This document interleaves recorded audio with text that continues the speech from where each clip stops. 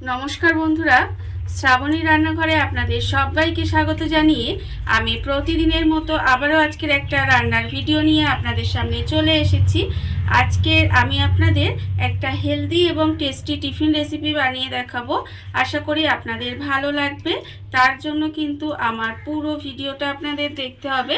আর দেখা শুরু করার আগে একটা লাইক দেবেন, ভিডিওটা সম্পূর্ণ দেখে সুন্দর একটা কমেন্ট করবেন আর শেয়ার করতে ভুলবেন না। তাহলে চলুন আজকের আমি এই টিফিন রেসিপিটা কিভাবে বানাচ্ছি সেটা আপনারা একবার দেখে নিন। রান্নাটা করার জন্য প্রথমে আমি এখানে একটা বড় বাটি নিয়ে নিয়েছি। এইবারে আমি বাটির মধ্যে প্রথমে একটা ডিম ভেঙে নেব।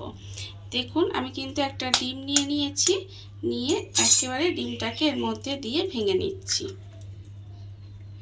ডিমটাকে কিন্তু এর মধ্যে দিয়ে এইবারে আমি এর মধ্যে আন্দাজ মতো নুনটা দিয়ে দিচ্ছি। আমি টিফিন রেসিপিতে যতটা নুন লাগবে ততটা নুনই কিন্তু একেবারেই দিয়ে দিলাম, তাই একটু বেশি মনে হচ্ছে নুনটা দিয়েছি। দিয়ে এবারে এই ডিমটা ভালো করে ফেলে নেব। আজকের আমি যে টিফিন রেসিপিটা আপনাদের বানিয়ে দেখাচ্ছি সেটা কিন্তু ভীষণই হেলদি এবং টেস্টি একটা টিফিন রেসিপি। আমার সঙ্গে থাকুন, দেখতে থাকুন, আশা করি আপনাদের ভীষণ ভালো লাগবে।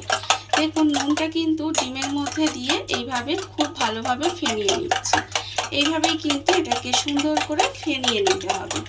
দেখুন এইভাবে নুনটা আমার এখানে ফেনানো হয়ে গেছে, ডিমটা এইভাবে ফেনিয়ে নিয়েছি। এইবারে আমি এর মধ্যে দিয়ে দেব আটা। এখানে যেহেতু হেলদিভাবে বানাচ্ছি তাই আমি এখানে আটার ব্যবহার করেছি। 1 বাটি পরিমাণে এখানে গমের যে ফ্রেশ আটা, সেই ফ্রেশ আটাটা আমি এর মধ্যে দিয়ে দিয়েছি। আর এবারে দেখুন এটাকে কিন্তু খুব ভালোভাবে এর সঙ্গে মিশিয়ে নিতে হবে। এর সঙ্গে কিন্তু এটাকেও সুন্দর করে আমি একটু মিশিয়ে নিচ্ছি। এবারে এটাই যে শুকনো শুকনো হয়ে আছে, এই শুকনো শুকনো ভাবের জন্য কিন্তু আমি এখানে দিয়ে দেব অল্প অল্প করে দুধ। এখানে আমি রেসিপিটায় দুধ ব্যবহার করেছি, তবে আপনারা চাইলে কিন্তু জল দিয়েও এই ব্যাটারটা রেডি করতে পারেন। দেখুন আমি এর মধ্যে অল্প অল্প দুধ দিয়ে দিচ্ছি আর এইভাবে কিন্তু ব্যাটারটা রেডি করে নেব। একেবারে অনেকটা দুধ কিন্তু এর মধ্যে দেব না, এইভাবে অল্প অল্প করে দিয়ে এই ব্যাটারটাকে কিন্তু রেডি করে নিতে হবে। দুধটা দিলে কি হবে, টিফিন রেসিপিটা কিন্তু খেতে আরও টেস্টি হবে, তাই আমি এখানে দুধের ব্যবহার করেছি। এবারে দেখুন এটাকে কিন্তু কোনো রকম দলা দানা ভাব যাতে না থাকে সেই জন্য কিন্তু ভালো করে এটাকে মিশিয়ে নিচ্ছি আর সঙ্গে অল্প অল্প করে দুধ দিচ্ছি। একেবারে অনেকটা দুধ দিলে পাতলা হয়ে যাবে, সেই জন্য এইভাবেই কিন্তু এই ব্যাটারটাকে সুন্দর করে রেডি করে নিতে হবে। অল্প অল্প দুধ দিয়ে কিন্তু আমি একটা পাতলা ব্যাটার তৈরি করে নিয়েছি আর ব্যাটারের ঘনত্বটা আমি আপনাদের দেখাচ্ছি। ঠিক এরকম কিন্তু ব্যাটারটা রেডি করে নিতে হবে।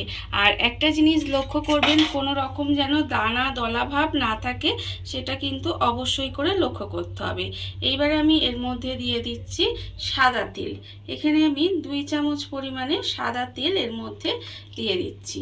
সাদা তেলটা দিয়েও কিন্তু তেলটাকে খুব ভালোভাবে এর সঙ্গে মিশিয়ে নেব।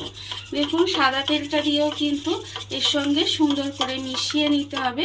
এখানে কিন্তু তেলটা এর মধ্যে মিশে গেছে। এইবারে আমি এর মধ্যে কিছু সবজি অ্যাড করব। যেহেতু হেলদিভাবে এটাকে বানাচ্ছি তাই একটু সবজি দিলে বাচ্চা থেকে বড় দেখবেন সবাই কিন্তু শরীরের পক্ষেও ভালো, আর তারা সবজিটাও এইভাবে বানিয়ে দিলে বুঝতে পারবে না, খেয়ে নেবে। আমি এখানে অল্প একটু গাজর একদম ছোটো ছোটো করে কুচি করে রেখেছি, সেটা দিয়ে দিলাম। দেব অল্প একটু ক্যাপসিকাম কুচি, আর আমি এখানে রেখেছি ঝালের জন্য একটু কাঁচা লঙ্কা দিয়েছি এর মধ্যে। আমি এখানে কাঁচা লঙ্কার পরিমাণটা কম দিয়েছি, আপনারা চাইলে আপনাদের স্বাদ অনুযায়ী কাঁচা লঙ্কাটা দিতে পারেন। এবারে দেব এর মধ্যে পেঁয়াজ কুচি, অল্প সামান্য একটু পেঁয়াজ কুচি করে রেখেছি, সেটাও এর মধ্যে দিয়ে দিলাম। এবারে আমি এর মধ্যে দেব ধনেপাতা কুচি। এখানে কিন্তু আমি বেশ কিছুটা ধনেপাতা কুচি করে রেখেছি, সেই ধনেপাতাটাও এর মধ্যে দিয়ে দিলাম। দিয়ে এবার এটাকে খুব ভালোভাবে মিশিয়ে নেব।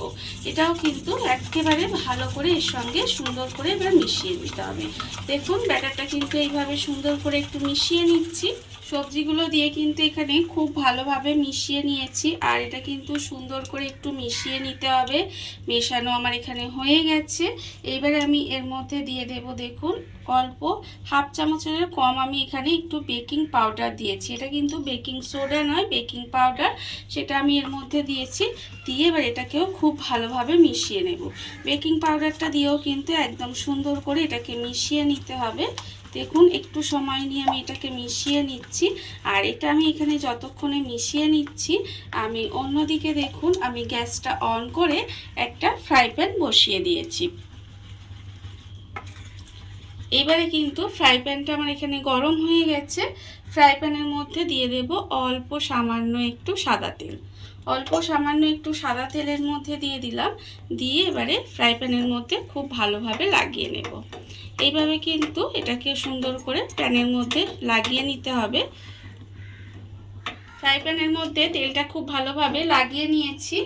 এইবারে দেখুন যে বেকিং পাউডারটা দিয়েছিলাম সেটাও কিন্তু খুব ভালোভাবে এর মধ্যে একটু মিশিয়ে নিয়েছি। মেশানো হয়ে গেছে।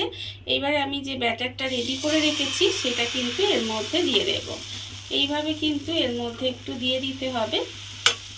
দিয়ে আমি কিন্তু এর মধ্যে হাতা দিচ্ছি না, কারণ এটা পাতলা ব্যাটার তৈরি হয়েছে একটা।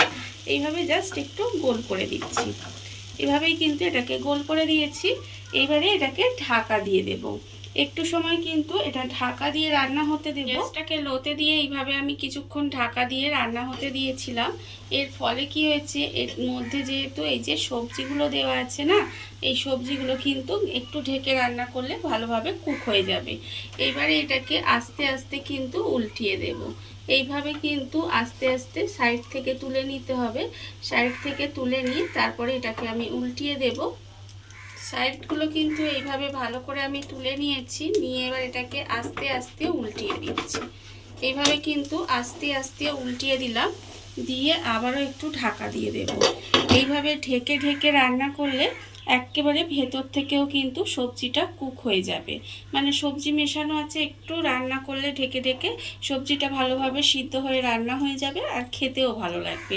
আর না হলে সবজিটা যদি কাঁচা থাকে তাহলে দেখবেন খেতে অতটা ভালো লাগবে না।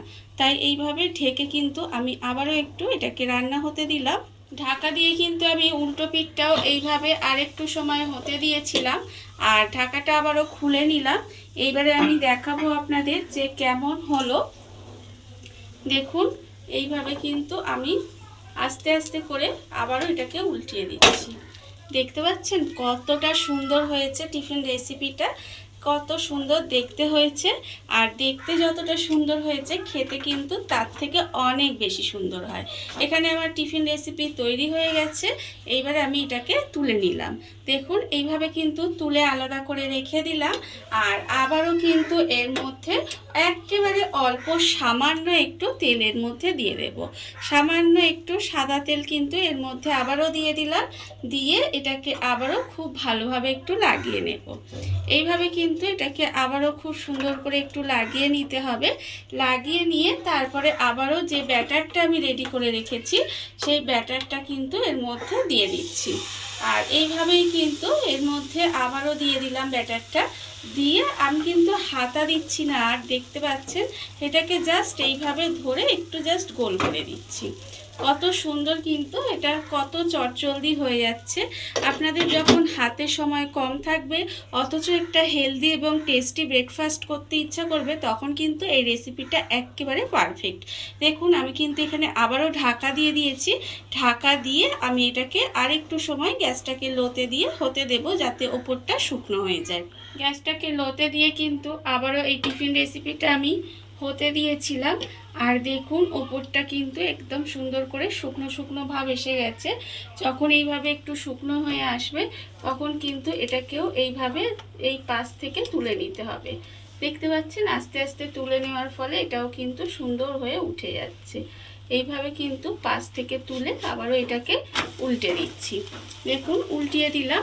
উল্টিয়ে দিয়ে আরেক পিঠটাও কিন্তু এটাকে হতে দিতে হবে, যাতে ভিতরের সবজিটা সেদ্ধ হয়ে যায় আর উল্টো পিঠটাও সুন্দর করে রান্না হয়ে যায়, এতে খেতেও ভালো লাগবে।